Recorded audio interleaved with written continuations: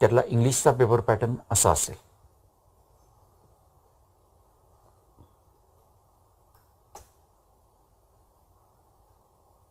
तर पुढचा विषय इंग्लिश.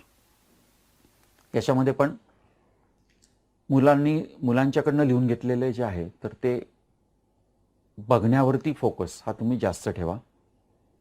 इंग्लिशमध्ये पाठ्यपुस्तकाचं वाचन हे फार महत्त्वाचं आहे.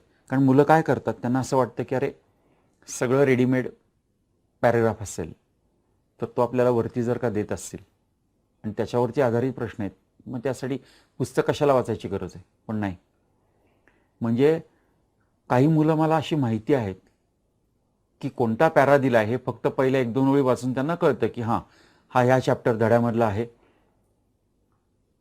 त्या पॅरामध्ये काय आहे हे त्यांना कळतं आणि ते डायरेक्ट प्रश्न सोडवायला सुरुवात करतात. का?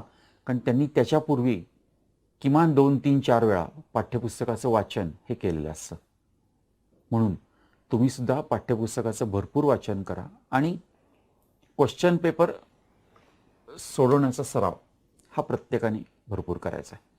कारण जर का पेपर्स तुम्ही सोडवायचा सराव केला नसेल, नुसतंच पाठ्यपुस्तकाचं वाचन आहे, कारण पाठ्यपुस्तकामध्ये प्रश्न नाही आहेत ना, जे काही आहेत नंतर दिलेले, पण तरी आपल्याला परीक्षेच्या दृष्टीने प्रॅक्टिस करण्यासाठी म्हणूनचे जे काही प्रश्न आहेत ते तुम्हाला प्रश्नपत्रिका क्वेश्चन पेपर सॉल्व केल्यानंतरच सरावाने कळणार आहेत.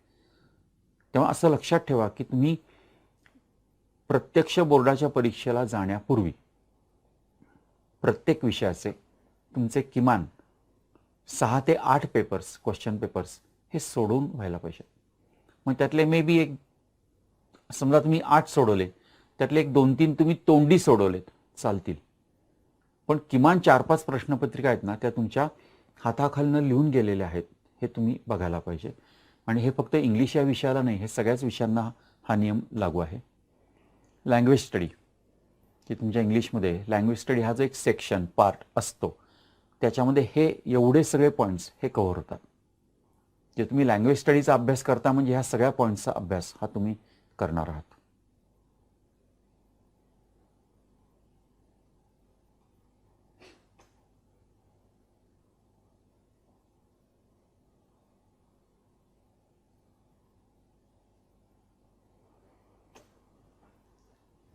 तुमच्या पुस्तकामध्ये लँग्वेज स्टडीच्या ज्या काही ॲक्टिव्हिटीज दिलेल्या आहेत तर तेवढ्याच ॲक्टिव्हिटीज ह्या तुम्ही पूर्ण कॉन्सन्ट्रेशननी जरी सॉल्व केल्यात ना तरी खरं सांगतो तुम्हाला वेगळा लँग्वेज स्टडीचा अभ्यास करायची गरज पडणार नाही. म्हणजे पुस्तकामध्ये दिलेल्या सगळ्या ॲक्टिव्हिटीज करायच्या आणि मी म्हणलं त्याप्रमाणे प्रश्नपत्रिका वेगवेगळ्या सॉल्व करायच्या, बस. या दोन्ही गोष्टींमध्ये जेवढं येईल ना त्यातनं तुमचं बोर्डाचं काम भागणार आहे. जे खूप लँग्वेज स्टडीसाठी आणखीन अमुक तमुक मटेरियल गोळा केलं त्यातलं सॉल्व करत बसलं, काही गरज नाही. पण पुस्तकामधल्या ॲक्टिव्हिटीजला मात्र पहिलं प्राधान्य, आणि ते पूर्णपणे रायटिंगमध्ये, तोंडी नाही. कारण लँग्वेजेसचा अभ्यास मुलांच्याकडनंही चूक होते, ते रायटिंगमध्ये करत नाहीत.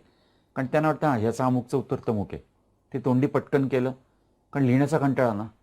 पण मग हे सगळ्या गोष्टी आहेत ना ह्याचे त्रास ॲक्च्युअल परीक्षेमध्ये होतात.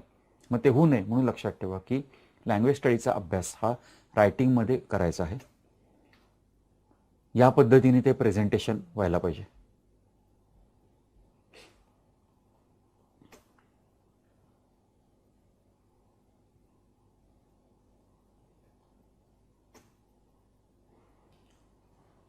टेक्स्च्युअल पॅसेजेस सॉल्व करताना मी तुम्हाला सांगितलं की आधी पाठ्यपुस्तकाचं रीडिंग जर असेल तर टेक्स्टमधला पॅसेज हा डायरेक्ट तुम्ही प्रश्न घेऊन पण सॉल्व करू शकता. पण टेक्स्च्युअल असेल किंवा नॉन टेक्स्च्युअल असेल त्या पॅसेजेसमध्ये पर्सनल रिस्पॉन्सचा जो क्वेश्चन असतो दोन्हीच्या बाबतीमध्ये, प्रोज आणि पोएट्री, धडा आणि कविता दोन्हीच्या बाबतीमध्ये, तर तो लिहिताना स्वतःच्या भाषेमध्ये लिहिता आला पाहिजे. आणि अनेक वेळा मुलांच्याकडनं होणारी चूक अशी की त्या प्रश्नाच्या उत्तराचं एक्सप्लेनेशन इंग्लिश समजा आपलं चांगलं नसेल तर मग ते एक्सप्लेन करायला आपण कमी पडतो. किंवा समजा ते उत्तर मला 5-7 ओळींमध्ये पाहिजे, पण त्या 5-7 ओळींमध्ये ग्रॅमॅटिकल मिस्टेक्स, स्पेलिंगच्या मिस्टेक्स, कन्स्ट्रक्शन मिस्टेक्स या मुलांकडनं खूप होतात. त्यामुळे खरं तर मला तुम्हाला असं सांगायचं आहे की textual non textual passages, prose, poetry ह्या सगळ्यासाठी पर्सनल रिस्पॉन्सचा जो क्वेश्चन असतो तर त्याची तुम्ही प्रॅक्टिस ही रायटिंगमध्ये भरपूर वेळा करा. कारण ती जेवढ्या वेळा प्रॅक्टिस होईल ना तेव्हा परीक्षेमध्ये कोणताही प्रश्न आला ना तरी तुम्ही तो व्यवस्थित सॉल्व्ह करू शकाल. थोडक्यात पर्सनल रिस्पॉन्सचा प्रश्नाची प्रॅक्टिस ही नीट करायची आहे. पोएम कॉम्प्रिहेन्शनसाठी काय पोएम दिलेली असेल त्याच्यावरचे क्वेश्चन्स तिथं काही मुलांना फार प्रॉब्लेम येत नाही. परत तिथं प्रॉब्लेम म्हणजे पर्सनल रिस्पॉन्सचा क्वेश्चन. ॲप्रिसिएशनला जी पोएम असेल तर त्याचे मुद्दे पॉईंट्स जे असतात ना ते टेक्स्टमध्ये दिलेले आहेत. म्हणजे कोणत्याही पोएमचं ॲप्रिसिएशन हे कोणत्या पॉईंट्सला अनुसरून करायचं, म्हणजे कोणते पॉईंट्स डोळ्यासमोर ठेवून त्याचे ते पॉईंट एक्सप्लेन करायचे हे टेक्स्टमध्ये दिलेलं आहे. 5 मार्काचा क्वेश्चन असतो. तर तुम्ही ते पॉईंट्स हे व्यवस्थित लक्षात ठेवा आणि तेवढ्याच पॉईंट्सला अनुसरून एक्सप्लेनेशन करायचं आहे. काही पेपर्स असे बघितलेले आहेत, म्हणजे मे बी त्या मुलांचं इंग्लिश चांगलं असेल म्हणून असेल, पण ते खूप लिहित बसतात. आज 10वीच्या लेवलला तुमच्याकडनं एवढी अपेक्षा नाही आहे. कारण शेवटी मार्क 5च आहेत ना, 5 पैकी 5 मार्कच देणार, त्यापेक्षा जास्त तर कोणी देणार नाही तुम्ही खूप लिहिलंय म्हणून. पण त्याच्यामध्ये वेळ जातो आणि जेवढं तुम्ही जास्त लिहाल ना तेवढं चुकण्याचे चान्सेस पण वाढतात. म्हणून थोडक्यात जे मुद्दे ॲप्रिसिएशनचे टेक्स्टबुकमध्ये दिलेले आहेत त्याच मुद्द्यांना अनुसरून एक्सप्लेनेशन प्रॉपर हे द्यायचं आहे. या पद्धतीने त्याचं प्रेझेंटेशन असेल.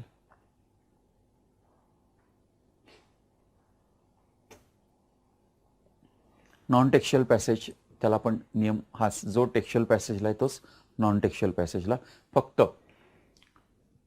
टेक्स्ट वाचायची किंवा वर्तमानपत्र वाचायची किंवा इतर कोणाला काही नॉवेल्स वगैरे, कथा कादंबऱ्या असं काही वाचायची सवय असेल, गोष्टीची पुस्तक, कॉमिक्स, अशा मुलांना हा नॉन टेक्स्च्युअल पॅसेजचा प्रश्न हा चांगला जातो. का? कारण त्यांना पाठ्यपुस्तकापेक्षा वेगळं काहीतरी वाचायची सवय आहे ना. आता ह्यानंतर तुम्ही ती सवय लावा असं मी म्हणणार नाही, पण लॉंग टर्मसाठी ती सवय आवश्यक आहे. आज मी म्हणतो बाकी जाऊ देत, पण रोजचं वर्तमानपत्र कोणत्याही भाषेतलं असेल, म्हणजे तुम्ही मराठी असेल, इंग्लिश असेल, पण आपण ते वाचतो का? कारण ते वाचल्यामुळं आपल्याला ॲडिशनल काहीतरी माहिती कळते, ॲडिशनल नॉलेज आपलं वाढतं.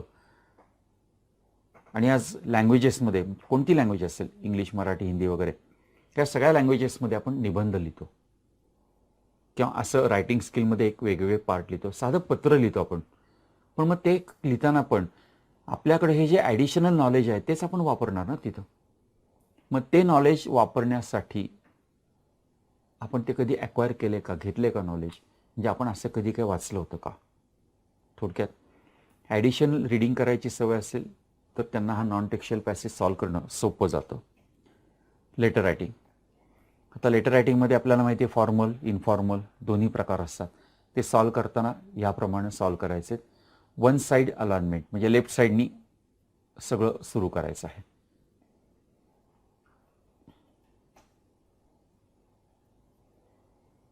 शेवट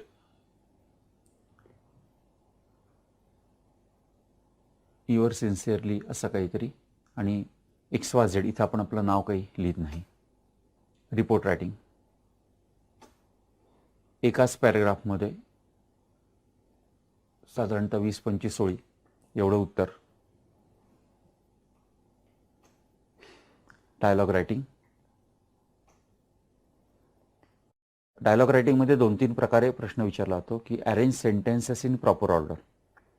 जे तुम्हाला एक समजा काही वाक्य देतील आणि ती वाक्य जी आहेत 6 वाक्य असतील समजा, तर ती वाक्य प्रॉपर ऑर्डर त्याची लावायची. म्हणजे आधी कोण काय म्हणाल, नंतर काय म्हणालं, अर्थ समजून घेऊन ती वाक्यांची ऑर्डर लावायची. किंवा डायलॉग सुरुवात करून देतील आणि मग शेवट तुम्हाला करायचं आहे, कंप्लीट तुम्हाला करायचं आहे. किंवा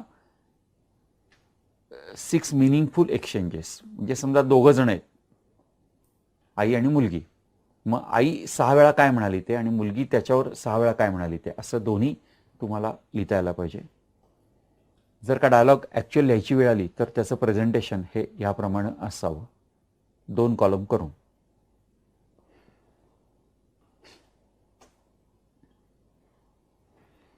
स्पीच रायटिंग. भाषण करायची वेळ फार सगळ्यांवरती येते असं नाही, पण इमॅजिन करून की समजा शाळेचा सेंड ऑफ आहे आणि मला काहीतरी बोलायचं आहे. मग ते जे काही बोलायचं ते जे स्पीच आहे ते स्पीच आपल्याला लिहायला लागतं. ते ह्या पद्धतीने